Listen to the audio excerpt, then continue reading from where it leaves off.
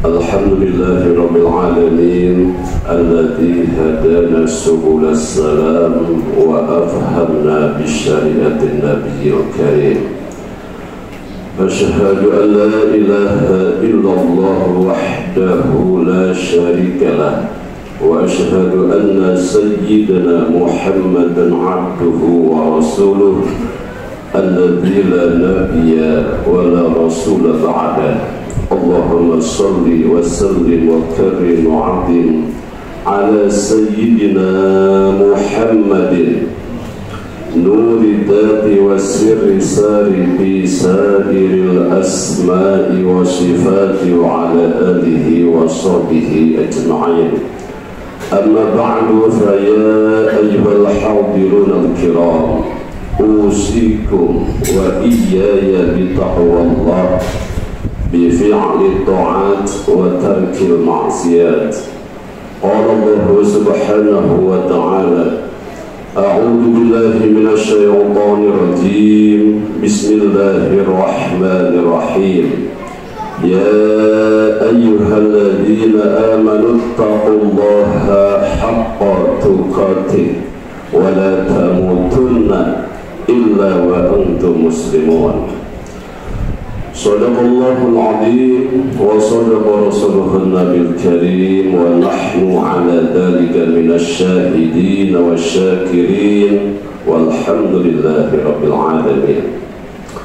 Ma'asyiral muslimin wa jumratal mu'minin rahimakumullah, jamaah salat Jum'ah Masjid Al-Islam yang sama-sama dirahmati Allah subhanahu wa ta'ala. Alhamdulillah, tak hentinya kita patut bersyukur kepada Allah subhanahu wa ta'ala di tengah kesibukan kita, di tengah padatnya tugas kita, tapi Allah masih memperkenankan, memudahkan langkah kaki kita menuju masjid ini guna melaksanakan salah satu kewajiban kita, yaitu salat Jum'ah berjamaah. Mudah-mudahan segala bakti dan taat kita yang sudah, yang sedang dan akan kita kerjakan mendapatkan ridha dan pahalanya dilipat gandakan oleh Allah subhanahu wa ta'ala. Amin ya rabbal alamin. Salawat beserta salam kita haturkan kepada junjungan alam Rasulullah Muhammad sallallahu alaihi wasallam, pada keluarga, sahabat, dan mudah-mudahan kita mendapatkan syafa'atul uzma di hari kiamat nanti. Amin ya rabbal alamin. Selaku khatib tentunya berwasiat bil khusus untuk diri khatib pribadi, umumnya untuk jamaah semuanya, untuk senantiasa kita meningkatkan iman dan takwa kita kepada Allah subhanahu wa ta'ala. Mudah-mudahan dengan meningkatnya iman dan takwa kita, segala urusan kita, baik urusan dunia maupun urusan akhirat, dipermudah, dilancarkan oleh Allah subhanahu wa ta'ala. Ma'asyiral muslimin wa jumratal mu'minin rahimakumullah, di dalam kitab yang marak masyhur karangan Al-Imam Al-Ghazali, yaitu kitab Al-Ihya Ulumuddin, dikatakan bahwa setiap insan, setiap hamba wajib mengetahui tentang sepak terjang dan tata cara setan menggoda kita. Ini adalah fardu ain, dikatakan di dalam kitab Ihya Ulumuddin. Sayangnya di antara kita tidak tertarik untuk memahami, mengetahui tentang sepak terjang setan tersebut. Malah justru di antara kita masuk terjerumus kepada kubangan setan itu sendiri. Bagaimana dan mengapa kita diwajibkan untuk memahami tata cara setan menggoda kita, supaya kita semuanya tidak terjerumus kepada kemadaratan yang semuanya godaan setan itu tidak ada manfaatnya. Maka bagaimana kita insan yang diberikan akal pikiran oleh Allah Subhanahu wa ta'ala bisa menghempaskan seluruh rayuan dan bujuk rayu setan itu sendiri. Maka di dalam kitab Ihya Ulumuddin dikatakan ada 5 cara bagaimana kita menghandle godaan setan itu sendiri. Yang pertama adalah berupaya untuk bisa menjadikan setan itu kurus. Apapun, binatang apapun, ketika dia bersama majikannya dalam posisi kurus belum makan, maka dia akan manut kepada majikannya. Begitu juga dengan setan. Kalau sudah kita bikin kurus, maka tidak ada daya dan upaya untuk menggoda kita. Innal mu'mina yamdi syaitan kama yamdi ahadukum ba'irahu fi safarih. Sesungguhnya orang mukmin itu bisa dan pandai bagaimana dia bisa meluruskan setan itu, sebagaimana salah satu di antara kamu bisa menguruskan untanya di dalam perjalanannya. Bagaimana menguruskan setan? Yaitu dengan kita banyak berzikir, bersolawat, bertasbih kepada Allah Subhanahu wa ta'ala. Dengan kita banyak berzikir, bersolawat, bertasbih kepada Allah Subhanahu wa ta'ala, otomatis kita punya basic, kita punya pegangan, kita bisa menghandle seluruh godaan setan yang terkutuk itu. Kenapa bisa dibilang terkutuk? Karena setan itu dihembuskan melalui napas kita semua.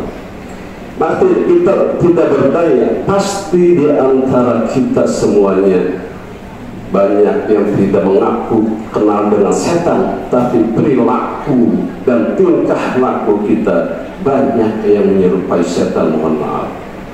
Maka berupaya bagaimana supaya setan tidak mampu untuk menggoda kita adalah salah satunya bikin kurus setan dengan banyak bertasbih, beristighfar, berzikir kepada Allah Subhanahu wa ta'ala. Kita nanti akan punya yang namanya kekebalan untuk menahan godaan setan. Yang kedua, supaya setan tidak mampu untuk menggoda kita adalah jangan kita mondar-mandir ke tempat kemaksiatan dengan alasan apapun, dengan alasan studi banding, dengan alasan kita pengen mengetahui, mengorek, cari ilmu, ya jangan. Maka man hamma haulal hammi yushaku ayyatabiha, barang siapa yang mondar-mandir keluar masuk ke tempat kemaksiatan, suatu saat dia akan terjerumus masuk kepada kubangan setan itu sendiri. Jangan coba-coba kita untuk masuk ke diskotik ya, dengan alasan untuk studi banding, untuk bikin istilahnya tesis dan segala macam.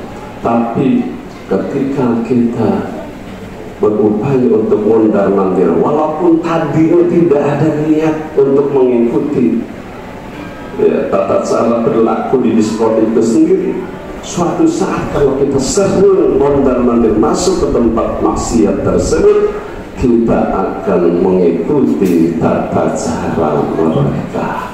Inilah setan sangat senang sekali ketika kita berupaya dengan alasan-alasan yang tidak masuk akal mondar-mandir ke tempat kemaksiatan. Ini setan adalah menjadikan sasaran empuk buat dia sendiri.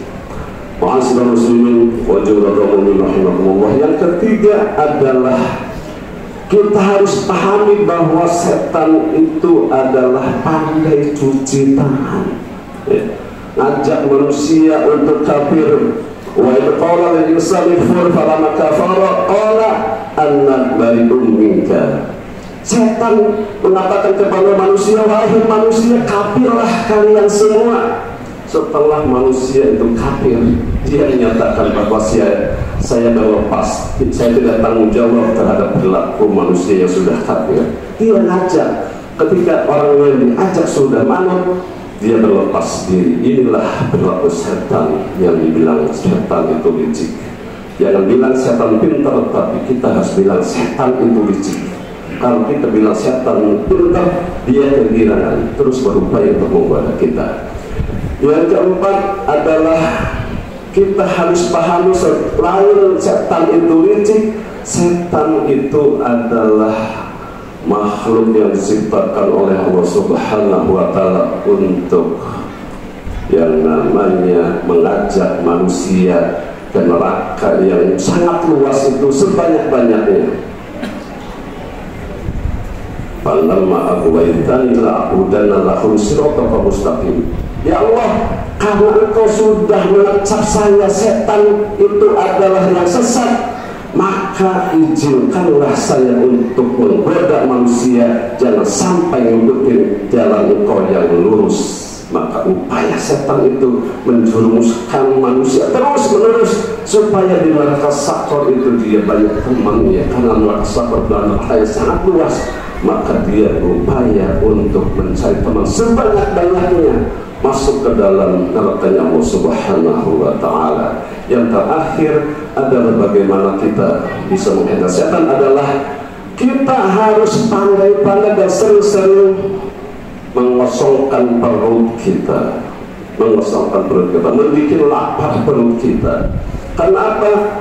Inna syaitan yajri min ibni adam majari dan padaik majariyahu bil ju'. Sesungguhnya setan itu berjalan daripada darah manusia, maka persempitlah perjalanan setan itu dengan apa? Bil ju', dengan lapar. Ini puasa momentum yang sangat baik sekali buat kita semuanya, karena kita berupaya untuk berlapar-lapar diri di siang hari, berhaus-haus diri di siang hari, yang diharapkan setan tidak akan mampu menggoda kita, karena perjalanan setan sempit ketika perut kita dalam keadaan kosong, dan ketika kita terus memenuhi perut kita, itulah setan punya ladang untuk menggoda kita sebagai manusia. Maka momentum puasa ini adalah bagaimana cara kita menghindar godaan setan. Jangan sampai kita sehari-hari ikutin tata cara setan, sementara Allah sudah kasih jalan, tapi kita masih bisa memilih jalan setan. Alhamdulillah min dzalik. Mudah-mudahan Allah pelihara diri kita dari seluruh godaan setan. Allah jaga pelihara dari keluarga kita semuanya. Mudah-mudahan kita pandai memilih jalan yang diridhoi oleh Allah Subhanahu wa Ta'ala. Mudah-mudahan Allah panjangkan umur kita, Allah sehatkan badan kita semuanya, Allah luaskan rezeki kita, dan perjalanan Ramadan ini adalah mudah-mudahan kita bisa memaksimalkan ibadah kita pada Allah Subhanahu wa Ta'ala. Amin ya rabbal alamin. Barakallahu li wa lakum bil Qur'anil azim wa nafa'ani wa iyyakum bima fihi minal ayati wa dzikril hakim wa taqabbalallahu minna wa minkum tilawatahu innahu huwal ghafurur rahim.